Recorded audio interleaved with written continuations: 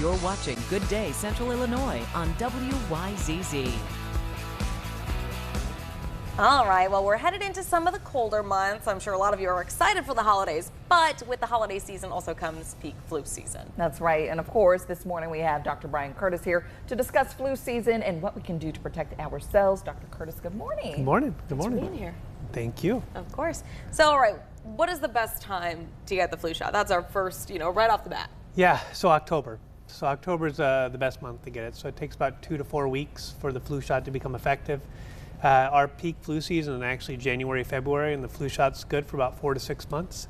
And so it's good because last year we had a really early flu season. If you remember, we had that high peak. We were kind of a little scared about what was going to happen. And so it will protect you against an early peak and will still protect you for the normal flu season. Okay.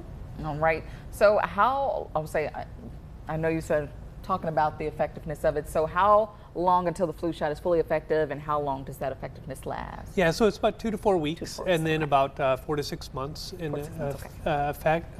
And then the flu shot itself is anywhere from about 50 to 70% effective, just depending upon the viral strains that we see circulating. So we kind of look, and they kind of, not me, but they kind of look and see what's been circulating around the world, and then try to anticipate what will come to the U.S. Yeah, so something I didn't realize, I found this out probably a few years ago, is that there are different kinds of flu shots that we get every single year, different combinations. So what are we possibly looking at for this year, and what strains may we be fighting against this year? Yeah, so the flu shot will have 2 A's and 2 B strains, and so there's influenza A, influenza B. Influenza A tends to be the first circulating strain that we see, and then influenza B tends to be kind of the later strains that we kind of see come through.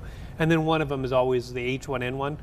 Which we saw in the past, and so that's how they kind of do it. And then depending upon the actual strain will depend upon what they're seeing kind of in the southern hemisphere. Gotcha. All right. And I would say, I know getting the flu vaccine, it goes all the way down to 6 months. So why is it so important to get the flu vaccine? Yeah, so from 6 months until the end, can get a flu vaccine. And people from 6 months to 8 years, they actually need 2 if they've never had one before. And so they're about a month apart to kind of help boost it within their system. And the big reason is actually to stop the spread of flu within the communities. And so if you're very old or you have a health problem that makes you more susceptible to the flu, which is a 6-month-old, it will actually help protect them from getting a serious illness of it. And immunizing people around them will actually give another protective layer to them of catching the flu.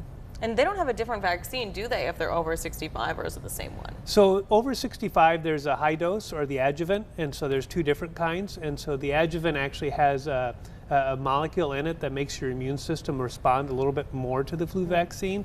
And then there's a high dose, which means it's just a higher dose of the flu viruses that are in the vaccine.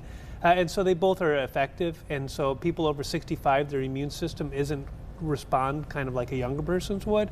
And so it gives that little added boost to it. So if you're over 65, you should get one of those. Is that something that you have to request, or is that something they usually just give you because of your age? Usually they should be giving it to you, but it's always good to ask.